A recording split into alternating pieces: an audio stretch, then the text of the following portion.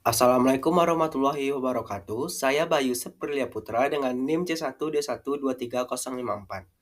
Sebelumnya saya ucapkan terima kasih kepada dosen pengampu pada mata kuliah Strategic Management dan Business Valuation yaitu Bapak Bambang Purnomo SEMM. Pada kali ini saya akan menganalisis topik Strategic Management dan Business Valuation dengan fokus analisis strategi kompetitif. Dalam era globalisasi dan persaingan bisnis yang semakin ketat, perusahaan dituntut untuk memiliki strategi yang tepat guna untuk mencapai keunggulan yang kompetitif dan berkelanjutan. Nah, pada kali ini saya akan eksplorasi framework strategis yang telah terbukti efektif dengan menggunakan studi kasus perusahaan global. Soal pertama terkait 3 strategi generik Porter untuk keunggulan yang kompetitif. Yang pertama ada cost leadership atau kepemimpinan biaya. Strategi ini berfokus pada menjadi produsen dengan biaya terendah di industri. Contoh terbaiknya adalah BUD. Dalam industri kendaraan listrik, BUD menerapkan integrasi vertikal yang kuat, memproduksi komponen kunci seperti baterai dan motor listrik secara mandiri. Hasilnya, mereka dapat mengontrol biaya secara optimal dan menawarkan harga yang kompetitif dibanding pesaing seperti Tesla. Yang kedua ada differentiation atau diferensiasi. Perusahaan menciptakan produk atau layanan yang unik untuk mendapatkan premium pricing. Apple adalah master dalam strategi ini. Mereka menciptakan ekosistem terintegrasi antara hardware dan software. Dengan desain yang inovatif dan brand image sebagai simbol status, konsumen rela membayar premium untuk iPhone karena perceived value-nya yang tinggi. Yang ketiga ada fokus strategi, di mana menargetkan segmen pasar yang spesifik dan sempit. Ferrari adalah contoh sempurna dari strategi fokus ini. Mereka fokus pada segmen global mobil super ultra premium, menargetkan konsumen dengan passion otomotif dan kemampuan finansial yang tinggi. Produksi yang terbatas justru menciptakan eksklusivitas dan desirability. Berikut pada soal kedua terkait analisis 5 kekuatan Porter dalam industri. Untuk memahami dinamika industri, Porter juga mengembangkan 5 Porter dalam industri kekuatannya. Yang pertama ada ancaman pendatang baru yang dipengaruhi oleh barriers to entry. Industri penerbangan memiliki barriers yang tinggi karena investasi modal yang besar, regulasi yang ketat, dan kebutuhan ekonomi of scale. Yang kedua ada kekuatan tawar supplier yang bergantung pada konsentrasi dan keunikan input. Industri smartphone sangat bergantung pada supplier chip seperti Qualcomm dan TSMC yang memberikan mereka bargaining power yang kuat. Kemudian ada kekuatan tawar pembeli yang ditentukan oleh volume dan konsentrasi pembelian. Carrefour sebagai retail besar yang memiliki bargaining power yang kuat terhadap supplier FMCG karena volume pembelian yang besar. Kemudian ada ancaman produk substitusi, muncul dari ketersediaan alternatif. Nah, layanan ini streaming seperti Netflix mengancam DVD dan bahkan bioskop karena convention dan price performance rasio yang lebih baik. Kemudian ada persaingan dalam industri yang dipengaruhi oleh jumlah pesaing dan pertumbuhan industri. Persaingan Gojek dan Grab dalam ride hailing sangat intensif karena pasar yang terbatas dengan 2 pemain yang dominan. Soal berikutnya terkait value chain dan analisis retail nilai. Value chain analysis membantu perusahaan mengidentifikasi aktivitas yang menciptakan nilai. Primary activities meliputi inbound logistik, operation, outbound logistik, marketing and sales, dan service.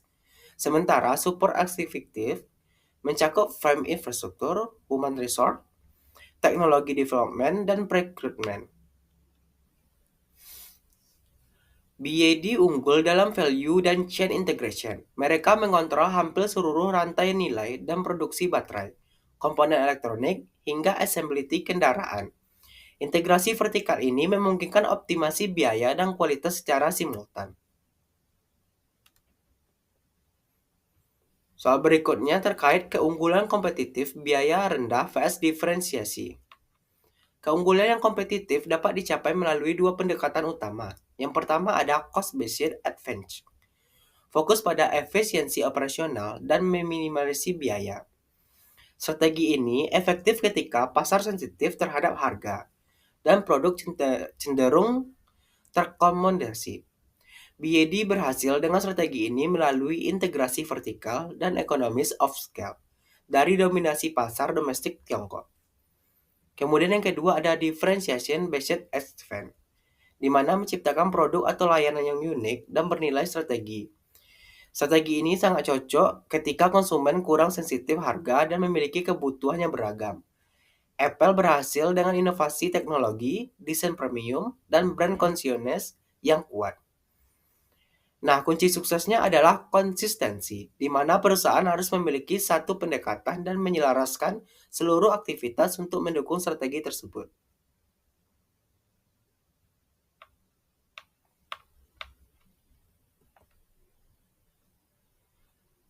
Soal berikutnya terkait sumber daya dan kapabilitas internal untuk keunggulan yang kompetitif. FRIO Framework membantu mengevaluasi sumber daya dan kapabilitas internal perusahaan. Sumber daya harus memiliki 4 kriteria. Value memiliki nilai ekonomi, rate tidak umum dimiliki pesaing. Kemudian inimitable, sulit ditiru. Dan organisasi perusahaan mampu mengeksploitasi. BUD memiliki sumber daya tangible seperti fasilitas produksi terintegrasi dan teknologi blood battery. Sumber daya intangible mencakup brand equity dan organizational knowledge. Yang penting adalah kapasitas dinamis dalam inovasi, integrasi, dan ekspansi pasarnya. Kemudian mengapa sulit ditiru? Karena path dependency, causal ambiguity, social complexity, dan interconnected antara sumber daya yang membutuhkan waktu bertahun-tahun untuk disusun dan dibangun. Baiklah, soal berikutnya terkait globalisasi dan strategi kompetitif perusahaan.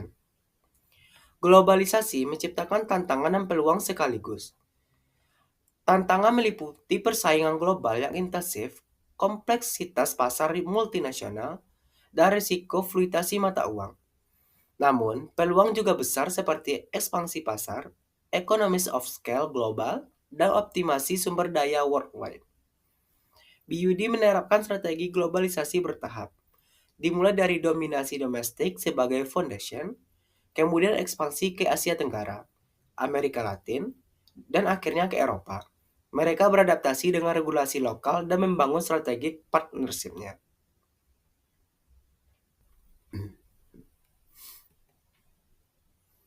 Soal berikut terkait Blue Ocean Strategi vs Red Ocean Strategi. Red Ocean Strategi bersaing dalam pasar yang sudah ada, mengalahkan kompetisi melalui trade-off antara nilai dan biaya. Persaingan Tesla vs BYD dalam pasar EV adalah contoh Red Ocean. Kemudian ada Blue Ocean Strategi, di mana menciptakan pasar baru yang uncosted, membuat kompetisi menjadi irrelevant. BUD berhasil menciptakan Blue Ocean melalui ekosistem energi yang terintegrasi yang menggabungkan kendaraan listrik, penyimpanan energi, dan renewable energi. Di mana framework Blue Ocean BUD dapat mengeliminasi ketergantungan pada suatu produk, kurangi fokus berlebihan pada segmen premium, tingkatkan integrasi vertikal, dan menciptakan ekosistem transportasi yang bersih yang komprehensif.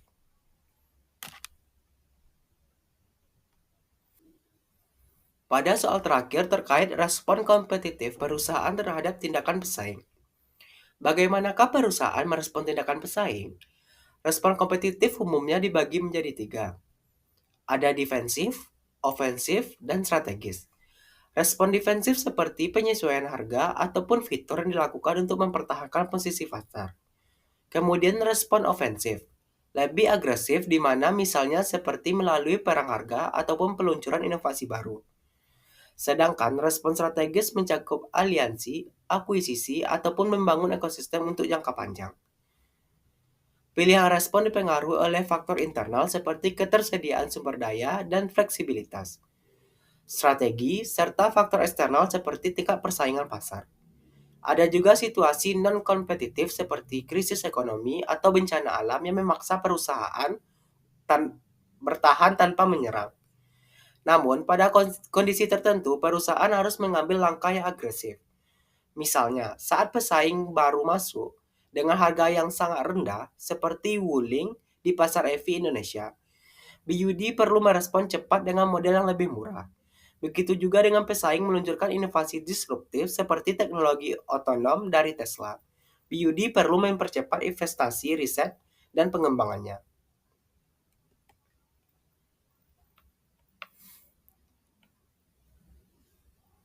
Nah, sebagai penutup dapat disimpulkan bahwa strategi kompetitif yang efektif membutuhkan pemahaman yang mendalam terhadap kondisi eksternal maupun kapabilitas internal. Strategi generik Porter menjadi fondasi penting dalam memilih jalur keunggulan kompetitif. Analisis industri melalui 5 kekuatan Porter serta value chain membantu mengidentifikasi tekanan dan peluang yang ada di pasar. Dari sisi internal, Verio Framework memberikan panduan untuk mengevaluasi apakah sumber daya perusahaan benar-benar mampu menciptakan keunggulan jangka panjang.